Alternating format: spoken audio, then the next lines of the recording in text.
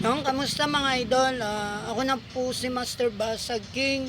Muling mananawagan mga idol sa gwardiya na to. Kung sino man tong gwardiya na to, itong gwardiya na to guys. Sino tong gwardiya na to? Sana matanggal po to sa trabaho. Sir Tulfo, Sasdi, grabe po ang ginawa niya sa estudyante na to. Pinaalis niya pero hindi, kakaiba po yung paalis niya. Tinulak-tulak niya. Sana mapanood niyo yung video na naka-upload sa ibang apps, no? Sana guys, mawala po to tong sa serbisyo at makasuhan. Sana asahan ko po kayo. Grabe ang ginawa niyang tao na to. Wala po tong respeto sa kapwa na Pilipino at sa bata. Nag-aaral po to para makatapos. Gumagawa po ng paraan itong bata na to para makapag-aral ng maayos, may pambaon, may pangkuha ng eskwela niya, pula, no?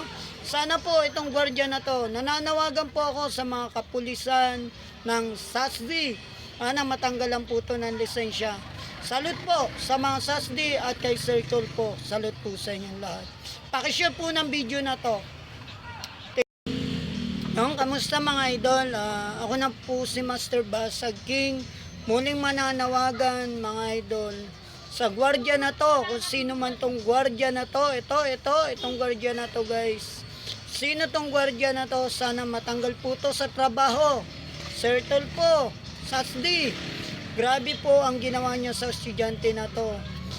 Pinaalis niya pero hindi, kakaiba po yung paalis niya. Tinulak-tulak niya. Sana mapanood niyo yung video na naka-upload sa